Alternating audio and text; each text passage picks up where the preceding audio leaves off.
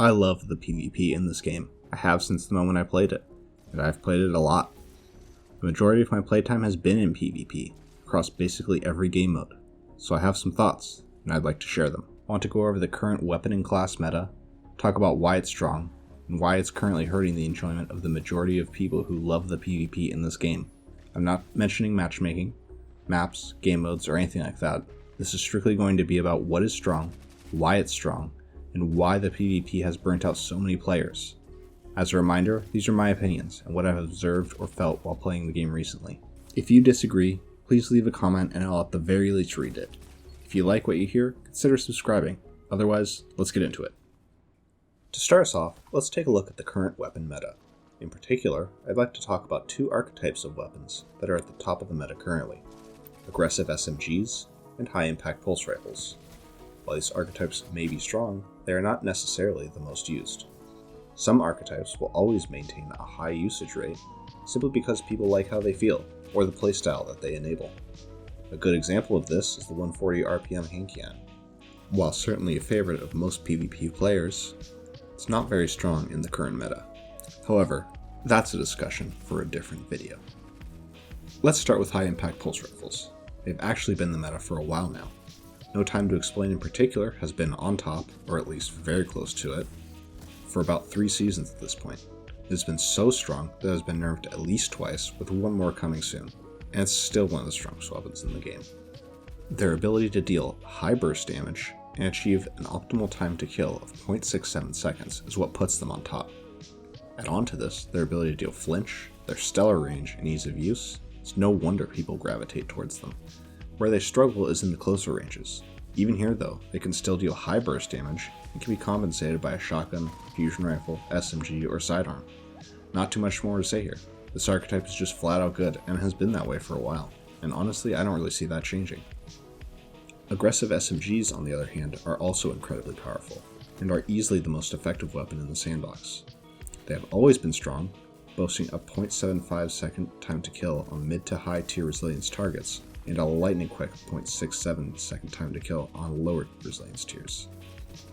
However, they were always hampered by their poor stat packages, often having very low stability, reload speed, and aim assist, with high handling and range to compensate. From their stats alone, they would appear to be an optimal weapon to run as a close quarters secondary when paired with a longer range weapon like a scout rifle or pulse rifle, hence the aggressive namesake. If you wanted one that was effective at longer ranges, you'd need to pray to RNGesus that you got the right drop. This changed when the Ikelos SMG came back as a craftable weapon. Now, rather than having to grind Gambit, you could suck up the pattern like this game sucks up your will to live and craft a high-range roll with enhanced perks to boot. This was the aggressive SMG's first real popular emergence into the general PvP space, but it wasn't too ridiculous. Strong, but not necessarily overpowered. I want to take a short tangent and talk about a couple of perks. With the launch of Lightfall came the perk Target Lock. This perk allows for damage to ramp up so long as you are hitting your target without missing. In the aggressive frame SMGs in particular, this takes the original time to kill down to the blazing fast 0.67 seconds regardless of resilience, requiring only 9 bullets to kill now, with increased forgiveness as the cherry on top. The added lethality this perk adds cannot be understated. What may have been a mediocre gun can become something completely broken when this perk is added to it. Now I want to talk a little bit about Rangefinder. This perk increases range while aiming down the sights of a weapon. It does this by increasing the zoom. Coincidentally, increasing the zoom also increases the aim assist falloff of a weapon while narrowing the accuracy and aim assist cones. This increase to the zoom reduces the visual recoil of a weapon as well. Rangefinder's benefits aren't only what it gives to range, it's a buff to nearly everything your weapon needs to remain effective at longer ranges. In other words, this perk is juiced to the frickin' gills. Back to aggressive SMGs. Combining both Rangefinder and Target Lock on one of these weapons results in a weapon that can kill as fast as a high impact pulse, up to about 20 to 25 meters. They may not sound too crazy, but what you have to realize is the other weapons that play in that space are auto rifles and hand cannons. For reference, Gnawing Hunger starts getting damage fall off a slight bit over 31 meters at 100 range. However, its time to kill is 0.8 seconds. As soon as a Rangefinder Target Lock SMG enters its effective range, that auto is losing, just simply by the numbers. Let's look at hand cannons then. They have the ability to poke in and out of cover to fire their shots. The the SMG has to continuously hit their shots to reach their optimal time to kill while remaining exposed, so the hand cannon should be able to play around them. Unfortunately, that's not really the case in most circumstances. While the hand cannon is peaking, the SMG is continuing to fire it, deal damage, apply flinch, and apply pressure. As soon as the hand cannon user misses a precision shot, they are way outside their optimal time to kill. Additionally, the hand cannon is a semi-automatic high burst damage type weapon. In a straight duel, the SMG will get the kill faster than the hand cannon can fire its final shot. So while the hand cannon has the advantage of cover, the SMG has the advantage of a faster time to kill and ease of use. What this means is that the hand cannon user will end up at a low enough life that they cannot confidently challenge the SMG, while the SMG user now has the ability to aggress on the hand cannon with more confidence in their ability to come out on top. So why go over these two archetypes in particular?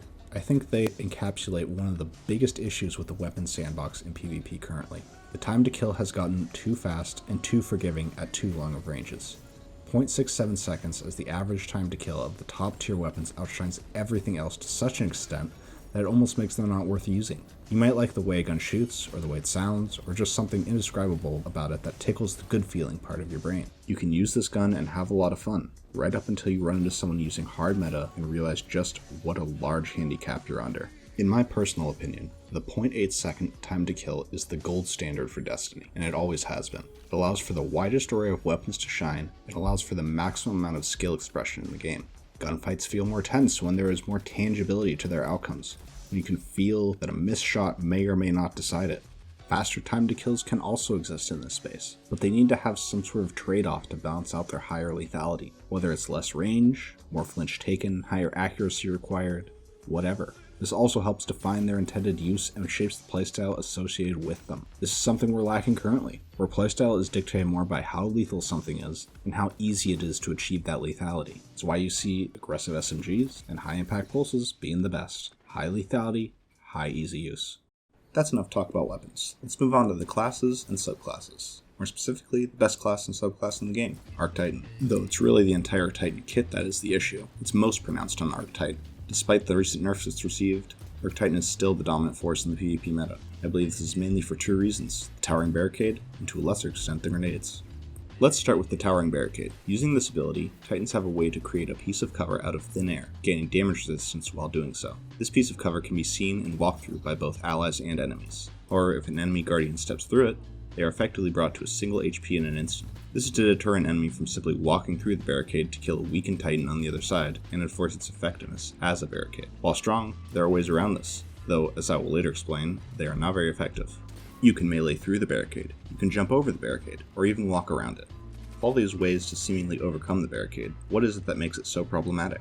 The answer, I believe, lies in its connection to resilience. For Titans, resilience governs the class ability cooldown. It also governs how much effective health you have in PvP. On top of that, it increases your flinch resistance. For Titans, resilience basically does it all. It is the single most important stat to the class. At tier 10 resilience, the Towering Barricade's cooldown is about 30 seconds. So every 30 seconds, a Titan can plop down a piece of cover wherever they want. It is a Swiss Army knife of abilities. Need to peek around a corner? Barricade.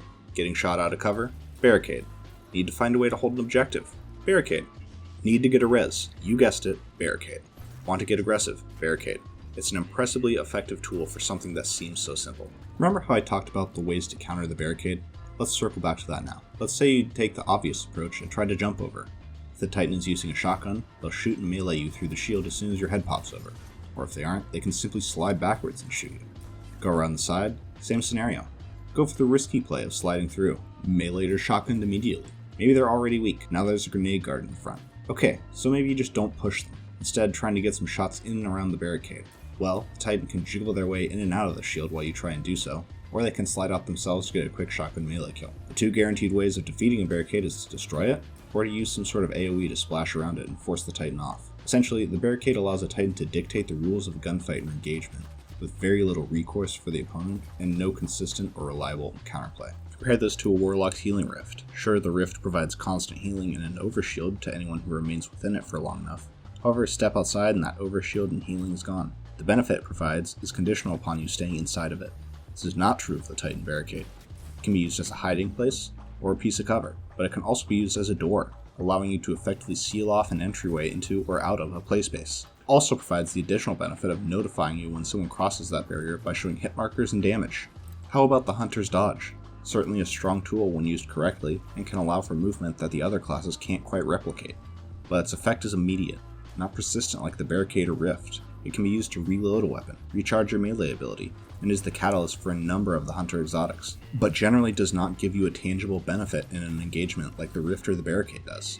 It allows you to react to a situation quickly, but doesn't allow you to dictate that situation's terms. The majority of the time, it is the panic button you can hit to escape, which is certainly strong, but does little to help win an engagement or stay alive. It may sound stupid, but the strongest way to stay alive in Destiny is to not get shot, and only the Titan's Barricade allows for that. I want to briefly touch on grenades to cap this off. While all classes have access to all the grenades now, this is a good change. Only Titans get 2 of them by default. The current meta or strong option for this is the Lightning Grenade, a stick type similar to Tripminer Spike that blasts out a cone of arc damage and can be stuck to walls and ceilings. Their advantage comes from their activation speed and ability to apply Jolt. Almost immediately upon landing, the Lightning Grenade will deal a fixed tick of damage. This tick can also apply Jolt. What this means is that the Lightning Grenade can very quickly apply a tick of damage and a status effect in a rather large area around walls or cover. They can be destroyed, but unless you have the reflexes of a Wraithbane leaving the game immediately after being downed, you'll be getting hit, which also means you'll be getting jolted. If you're nearby your teammates and you die to that grenade, your teammates are now damaged and are easy targets for the herd of Titans bulldozing towards them like a Destiny fan, charging to Reddit to make their bi-daily Destiny hate post. Additionally, because Lightning Grenades stick to walls, they can be used to cover objectives and choke points. Heavy coming up? Lightning Grenade. Point that's near a wall? Lightning Grenade. Weak enemy that just dipped behind cover? Lightning Grenade. Similar to the Barricade, the Lightning Grenade is a sort of multi-tool in the grenade world. While it can be destroyed in one shot, all it needs is one tag to spread its sparkling poison like cheating accusations after losing a comp game. I know what you may be thinking to yourself. Well, all classes have access to the Lightning Grenade, and the fragment that makes it jolt. Why is it such a problem for Titans? 3 words: Touch of Thunder. This aspect not only gives the extra Lightning Grenade charge, but also allows them to apply Jolt, which frees up the Titan to choose another aspect to further complement the already outstanding kit. On that note, let's dive into the rest of the Arc Titan kit. Its biggest strength is that it's incredibly strong by default, which allows the Titan to easily focus on the top tier stats: resilience, recovery, and discipline. This leads to a very high uptime for both the grenade and the Barricade. Knockout can be procced at any time and isn't specific to having a charged melee. Until recently, shoulder charge wouldn't be consumed unless you actually hit someone with it. The most common Arc Titan super, Thunder Crash, is also on a relatively short cooldown, which all but guarantees you'll be getting one at least once a game. At base, the Arc Titan kit is one of, if not the strongest classes in the game, which allows for the added bonuses that stats and mods provide to essentially be gravy on top of it all. This teardown of Arc Titan doesn't mean that other classes and subclasses aren't strong. In fact, most other classes are pretty close, but Arc Titan just exists in a tier above all of them. However, some strong nerfs or balancing to dethrone it will likely push Solar Warlock, Strand Hunter, Strand Titan, and Void Titan into its place, assuming those also don't get touched. Arc Titan is probably only really getting the attention it is because of the current weapon and playlist meta. It's always been strong, but aggression would allow the other classes and subclasses to compete. With the way things are now, Arc Titan provides strong benefits to a slower range playstyle and a more aggressive close range playstyle, which leads to its popularity and dominance. So that's where we are at. Playing in a meta with one class and a handful of guns that are heads and shoulders above the others. But really, the most insidious aspect of all of this is that this meta has gotten stale. The best guns have been the best for a while now, and people are hungry for change. Big change. I know that there are people who can continually use the same guns season over season because that's what they like. But I have to imagine that those people are in the minority. There are so many fun and unique guns in the game, so many unique builds in this game, that having the meta be so distilled to what it is currently feels painful. Sure, nothing is stopping you from using your favorite gun or favorite build, but how fun is it to use those when the meta just squats over you and tells you to get lickin'? I think this is really getting to the heart of the issue. The only times we get things really shaken up and changed are around the major expansion releases. That's when the pendulum and balance really swings. All the updates in between really just move the needle slightly. Metas don't completely shift from season to season. Chances are, what's strong at the beginning of the season will be strong at the end, and likely even into the next. Something obviously broken and overpowered will certainly get adjusted. We've had plenty of instances where an exotic or weapon archetype gets completely pared down or reimagined. But why are those types of changes only coming when something is way out of band? Really, what needs to start happening is larger changes need to be made up more frequently. I'm not trying to suggest that every season needs a complete shakeup, but this tiptoeing up and down the balance scale has got to change. The game becomes incredibly stale season over season with hardly any meaningful changes to what's on top. If this trend continues, I expect many people to just completely drop off and never return. Am I one of those people? Ask me a year ago and I would have certainly said no. Ask me now, honestly I couldn't tell you. The PvP community is sitting on an ever increasingly thin edge, and it's getting harder and harder to hold on. We have been for a while now, but what kept us clinging to this game is the hope that one day things would get to a point where there would be change, where things would improve. Unfortunately, I am more and more of the opinion that we will never reach that point, that this is basically it. We will see what the future holds, but right now, things are looking grim. Thanks for watching.